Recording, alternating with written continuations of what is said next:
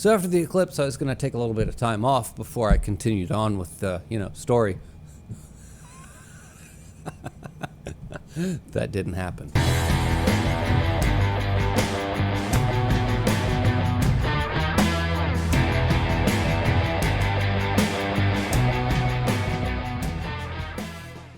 Everything about this next section coming up here that I just went through is a little jarring after the eclipse. What do you do? Where do you go? Where do you take the story? How are we going to move this forward from here? And it was unexpected. Although, to be fair, anything that he did at this point was going to be unexpected because I didn't know where to go or where he would go afterwards. Also, I had heard that the Lost Children section was filler. And I can see why somebody would say that that is filler. And while reading most of this, I personally would have wholeheartedly agreed with that sentiment. And having finished it and looking back on it in hindsight, I completely disagree. It is not filler. So, considering that while I was reading it, I felt, yeah, sure is. And then afterwards, I was like, no, I don't think it was. I could see why somebody would say that it is. But at the end of the day, I have to say that I disagree, and I will get to that as we go. So just hang in there, especially considering that I'm going to say a few things. I'm going to complain some throughout here, as if I haven't already, let's be honest. But I'm going to complain some here, and just bear with me because there's this big revelation at the end, kinda. So we kick things off with some just beautiful panels. I mean, just some gorgeous artwork with this new group, the Chain Knights, or the Chain Link Guard. The Chain... Royal Chain Knights. I'll get it eventually, like everything else. But anyway, we get the Chain Link Knights, and they're being led by the girl from Elden Ring. But the point is, the artwork is just phenomenal, and it's extremely different, yet not. It's a variation on what he's been doing up until this point, and at this point he's given us enough variations and enough strikingly different designs, like the demons or the traditional knights or the Street Fighter fighters from that one video I did.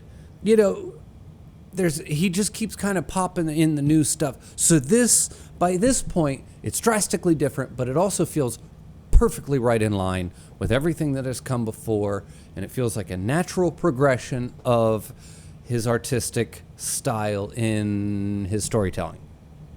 Also, it's just good. Can we just admit that real quick? And also, it kind of introduces some more prophecy elements into the story, with this lake of blood and the dawning of a new dark age. And I'm not sure, but I think they think Guts is Griffith. Maybe. I don't know. Anyway, flash forward 2 years. 2 years later. And we meet this girl. Kinda. But taken hostage by these guys, and she's tied up, and they're sitting around the intestine tree, and it's just a dramatic scene that sets the stage for Guts to appear. And I thought, no, is he really gonna save this girl? Not that that's bad, just because that feels like, at this point, is that really where we're gonna put him, in that kind of a situation, to be the rescuer of the rescuer of damsels in distress? Because it doesn't feel very in line with where I think his character is supposed to be, or at least where he was supposed to end up, because we're on our way to the Black Swordsman, right? Oh yeah, that's not what he does save her, but it's kind of like on accident because he's mad that they woke him up. So I was like, oh, okay, that fits. And there's a few takeaways from this in particular. One being the art is just amazing, and there's going to be a lot of that probably for the rest of me talking about this. Anytime I see something, I'm just going to stop and be like, by the way, I like that. But also at the same time, there's a lot of this run that I wasn't necessarily impressed with. Not that it's not good, not that it's not amazing, because he is amazing, just because stylistically it doesn't kind of punch you in the face like some of this does, but this does, so we're going to call it out. And secondly, it clicked here that Guts is wearing Judo's knives, his throwing knives, and To me, that's a touch that because Judo's my favorite, but to realize that he's got Judo's knives strapped to his chest, and I just thought, man, isn't that just the coolest thing, just the nicest touch? And I thought, well, that's great, right? But he didn't have him back in the Black Swordsman, right? No, I went back and checked, and he does, and I was so happy. Anyway, sorry. #Justice for Judo. Now, at this point, there's like this quick panel of the fairies arriving, and right there, like bam, the second they arrive is the instant that I got filler vibes. Something about it just screams filler arc. So A, it's filler vibes. That wasn't a great feeling, and B, it's totally feels way happier than it should because it's secretly hiding just how dark this arc or this section is going to end up being. And then we get into town. Now this is, bear with me here because this section is probably not going to sound super enthusiastic on my part, but we get into town and we immediately get the girl's backstory. And I'm extremely unimpressed, and I don't know how to say it other than the way that it is told, the way that it's presented, and the beat for beat, the way it is just delivered. Berserk in this section almost feels like a parody of itself, and it's hard to take seriously, and that wasn't great for me as a reader to experience. And I know that it's establishing trauma and it's establishing the starting point for this particular character, this girl, and what her journey is going to end up being. But somehow it just felt weird, hollow, and like I said, almost like a parody of itself. And they're going to establish that Puck's humor is back in full force, and it's not for me. That's not to say that Puck's humor is objectively bad or the humor of Puck is objectively bad. It just means it's not my style, it's not my taste. So when it pops up, I kind of find myself like, oh no. And if it's your thing, then holy crap, you're going to love it because he is back and he's back in full force and he's going to town with some of his little jokes and his little facial expressions. But with the dark, gritty tone of the book, it feels out of place, and it doesn't feel like there's humor. I'm going to get to that here in like a second. Literally, like later in town, there's some humor that'll have me rolling. But it's kind of like dark humor, and with the dark story, the dark humor feels like it fits, and it makes me laugh. When you have the dark, gritty story and you inject this bright and bubbly humor into it, instead of being funny, it just feels jarring and out of place. It doesn't detract from my enjoyment of the story, oh my lord, but I understand Puck, and I understand why he's necessary to the story, but I don't have to like his humor. Also, it hits me immediately, and I am extremely impressed just how much Guts feels like the Black Swordsman in this. And I mean, I knew from the Golden Age, this is leading him in to be the Black Swordsman. And I thought, the Black Swordsman was going to feel like a prototype. The Golden Age was going to feel like the true start of the story, and we would get the Black Swordsman, but it would feel like the Golden Age's Black Swordsman and the Black Swordsman Black Swordsman would feel like the prototype. That is not the case. He comes in here just acting like the Guts from the Black Swordsman, and it just feels like that original story just slots right in there now. And I loved that. I thought, you know what? That's awesome. I really because it makes that first arc feel much more congruent with the rest of the story. Whereas before it didn't, and now it does. He's just got a magic touch with some things, and I think this guy's a wizard. That's all I'm going to say. But then the bugs attack, and it's super, for as dark as this actually is, we don't know this yet. We don't know just how horrifically dark this subject matter is currently at this point in time. But the bugs attack, and you're like, oh, the buggies, and it's super bright, The artwork is bright. It's a very different vibe when they attack than you're used to having. It keeps hidden just how dark this is, and it's just different in general. The bugs are just creepy enough to be off-putting, but with how bright the sequence is, it doesn't really ever feel that bad or that dangerous or that dark or, I don't know. But anyway, this is also the scene where Guts launches a kid up onto the tip of his sword, and he uses him as bait and drags him through the This is the dark humor that I was talking about, where I literally am just laughing out loud at this book as Guts is like, whoosh, and the whole town's like, what are you doing? And I'm just like, that's my Guts. And that's the humor that gets me. That's where I'm like, this works. But after this bright, seemingly not horrible scene of just some little buggies attacking, that's when the queen shows up. And we immediately find out, pretty much right off the bat, that these aren't bugs. These are human children. And that's not a elf queen. That's the little girl's friend from back in the day. And you're like, oh, that shifted on a dime. Didn't it?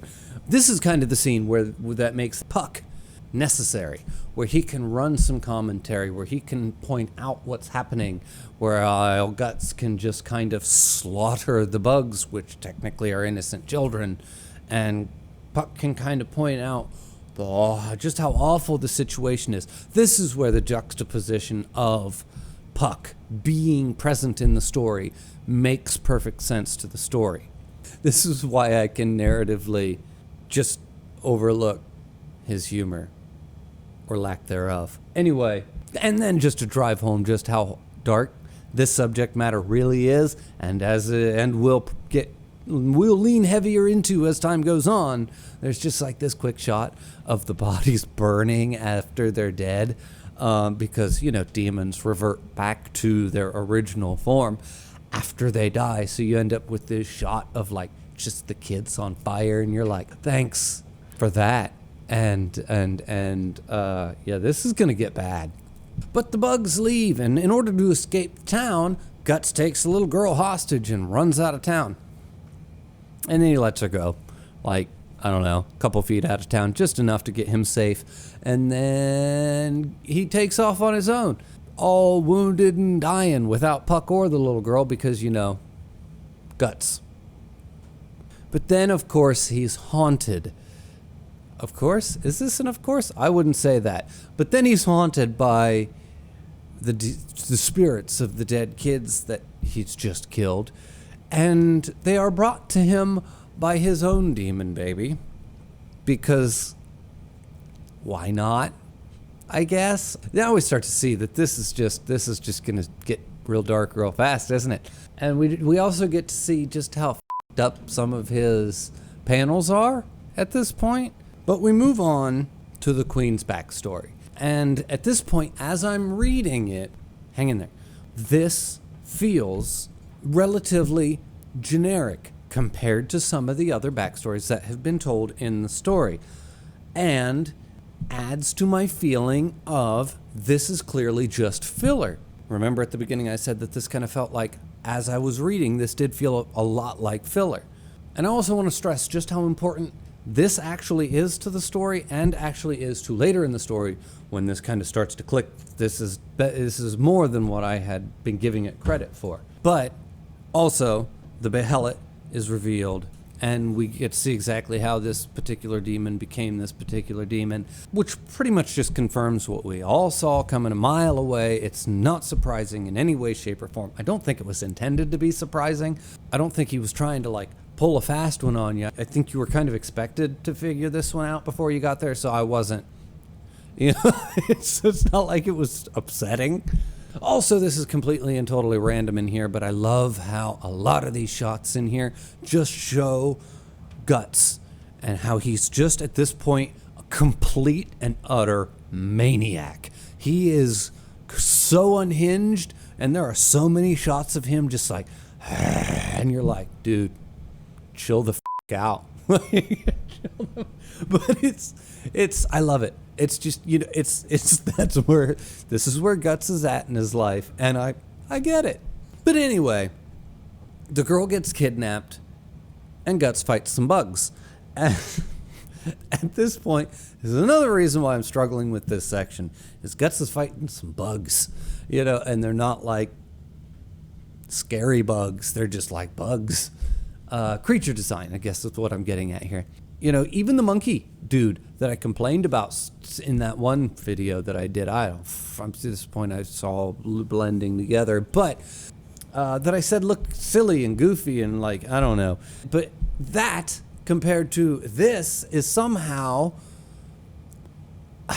there's weight to that. Whereas this just feels almost silly. He's fighting bugs and I don't know, the creature design just isn't intimidating. And as I said, lacks weight in some way, shape, or form that I really can't put my finger on. But as I say, that the creature design feels almost silly, it's also simultaneously mixed with the fact that these things are actually the corpses of the adults that have been murdered and placed outside the Misty Valley to protect the children within. And that shit's dark. Meanwhile, back in town, the Chain Link Knights, or the Royal Chain, the Holy Chain Knights, it's in my notes, aka the Elden Ring Girl, shows up to get information from the townsfolk. And they've been traveling through the wake of Guts and have been slowly jumping to all the wrong conclusions, which is to be expected. I mean, you're not going to be like, oh, shucks, they're getting it all wrong. Oh, no. I mean, it's tension building, yes, but it's not like something that you're surprised about or you're like, no, how dare they? They should have put this together. They should have seen that he was actually... No, it makes sense. And this is leading to something I don't know yet, but we're going to find out. But then we get the chapter of the girl and the queen. And the queen is going to try and sell the little girl on, look how happy we are here. And she's going to sell her on why she wants to be a fairy or an elf. Whatever they are, elves. And she's like, oh, look, it's happy here and we're happy and everything's pretty and everything is nice, which we all know is a lie. But damn, if that isn't some really good artwork. And there for a split second, he draws it like it's pretty. And you're like, oh my goodness, this is wonderful. Not the place, the pictures. And of course it doesn't last because, Puck pops up there and he's like, psst, hey, psst. They're not nice. They're actually monsters. And the pretty scenes are over. And we find out that they slaughter each other for fun because it doesn't really matter. After they die, they'll just go and kidnap more innocent children and turn them into elves, and then they'll slaughter them so that they can go kidnap more innocent children. It's not really a big deal that they just kind of kill each other for fun. So the girl, naturally gets scared and runs away, but goes kind of the wrong direction and runs right into the killing fields or cocoon fields. Whatever I'm trying to say. And this is where the little innocent children are transformed into little innocent monsters that kill people. And it's actually very unsettling to look at. You're just like, the second it's on the panel, you're like, yeah, I don't like that. And the pretense of anything happy is completely gone when suddenly Guts lights the whole thing on fire. And I did not see that coming. Like, not even a little bit. At this point, Muir's back to having me on the back foot, and I don't know what's coming at any flip of the page. And I love it, though. My ability to be truly shocked and surprised by this is one of my favorite things. And you are seriously emotionally confused when everything bursts into flame and he pops up, because your immediate response is, yeah. And immediately after, you're like, oh wait, those are children. Like, ooh, maybe I shouldn't be so excited that just happened right now. Sorry, kids. And at this point, we honestly don't have a too terrible ton left in actual storytelling left to happen here. But I want to take just a little mini pause here to actually discuss just how awful what we're actually reading is. We've been toying with the fact that these are children, and innocent children no less, and we're getting ready to go into a big fight and we're getting ready to go kill a whole bunch of them. And this is going to be intercut with the Holy Chain Knights walking through the remains or the aftermath of everything that's come before. And it's going to make it that much more awful than it already is or was. I mean, it's also made very clear that these are monsters. There is no going back for them. There's no magic spell that's going to turn them back into people.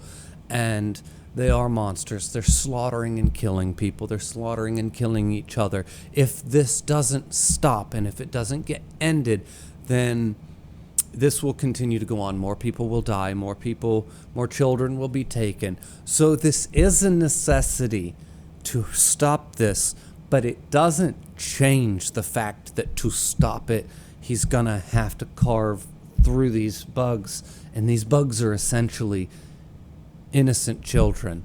It's really, really dark subject matter, and it's presented in a light enough way that you can get through it and it is digestible. But he also has a way of inserting panels and images and reminders just to make sure you don't forget what's really happening here.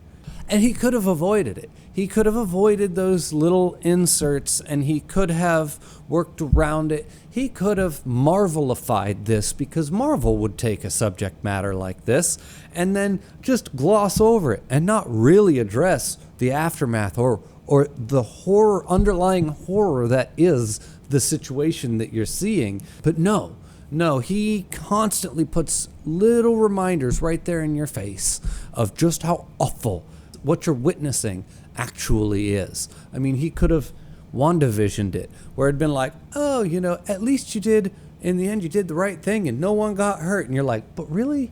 I don't think that's how that worked. But that's Disney's story and they're going to stick to it. Anyway, but then the fight goes on for far longer than it should, because Guts is actually struggling with the same thing that we are, which is the killing of the children. And he's showing mercy and compassion and pulling his punches when he really doesn't want to be pulling his punches. And it's kind of pissing him off because there's something deep down inside that's kind of not letting him be what he wants to be in that moment. And the struggle's quite enjoyable to watch. And they did it in a way that Guts could be giving all this compassion that felt real and felt real to that character in that moment.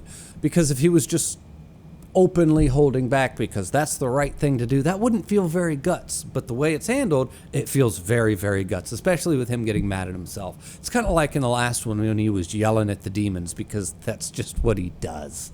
And we're just moving right along in this battle when all of a sudden, oh my God, his good arm! Like, this is the kind of crap that you can't do to me. And his face? Are you kidding? If this is what I have to look forward to, I don't know if Guts or me can handle the next 2 arcs. This is inhumane, what you're doing to my boy Guts. I don't appreciate it even a little. But anyway, his victories then, of course, intermixed with shots of the queen bee bug, flashbacks to her struggling with her sadness, and that sadness leading to the reason why she opens the behelit and becoming the demon that she's going to become. He can't just show him defeating her. No, we've got to see the sad story of her actually becoming the demon because she was overcome by sadness. Just twisting the knife with his storytelling. But right at the last second, of course, the other girl runs in and stops him from killing the queen, and she kind of flies away, and she just runs off in her sadness and her confusion. She's going to go back home now. And I'm sorry, and I just have a real bad feeling about this. The fact that she just kind of flew away like that, especially after she stabbed my boy through the cheek, that wasn't cool. I just have a real bad feeling, like this is going to come back, and this is going to bite them in the ass. Something bad is going to happen in the future because this chick wasn't killed right here, right now. Like, just saying. I got a real bad feeling about this girl just kind of floating off into the sunset right now. But the story wraps up pretty much with the girl saying to Guts, please take me with you. And Guts says, nope. And then we get it. We get the scene that twisted my entire understanding of everything that I had just read. And it is the scene of the girl coming to terms with the fact that she has to go back home. Not only does she have to go back home, but that is okay. Because she has, in this section of her running away from home, this whole thing has been her escaping home. This whole story, running further and further and further away, just to come smack into this wall of realization that she doesn't get to run away. She has to go back.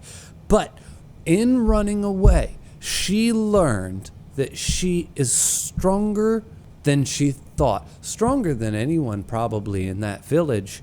And she's strong. Not only was she strong enough to run away, but now she's strong enough to go back home. And she's strong enough to not curl up and die or whatever. She's strong enough to stand tall. She's strong enough to stand up for herself in the face of her pathetic father figure, who earlier was shown at multiple points throughout the story to be quite pathetic, and that was extremely important that they peppered that in there, because it's important now at the end that she's going to go back and she's stronger than he is, and she knows now that she's stronger than he is, and we know now that she's stronger than he is. She knows that she can do this, and we know that she can do this. And this scene, this revelation, in the end, changed the whole story for me. This story was not filler. This story wasn't even about Guts. Guts literally was a side character in someone else's story this entire time. And I didn't realize it until this scene. Like, I thought I was following Guts, and I wasn't. All I could think at this point was, Miura, I apologize for my lack of vision. It completely changed everything I read, and retroactively, I love this way more than I did actually reading it, if that makes any sense. It's like that time that I didn't think that the Deftones album Gore was any good until I heard it like 3 years later for like the 5th time, and I was like, and it like clicked in my brain, and I was like, oh shit, that is good. I'm just an idiot. Okay. But it wasn't filler. If you really want to call it that, I guess I would have a hard time arguing with it, because this girl isn't actually important and she's not going to move forward in the story. We're leaving her behind. But at the end of the day, we've got a good handle on Guts and his progression now. We've got a good handle on the Chain Link Knights and them coming up behind him on his trail. We've got a lot of the necessary information that we needed.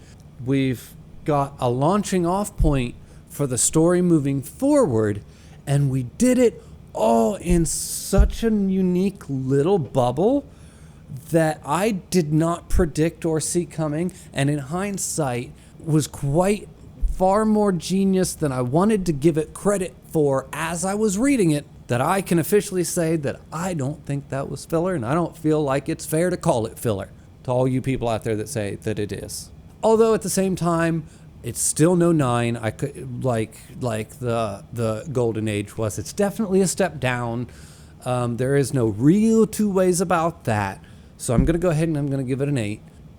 It was a very unique experience after coming off the Golden Arc. I can't say that. But anyway, everybody, thank you very much, and I will see you in the next one. Thank you for watching.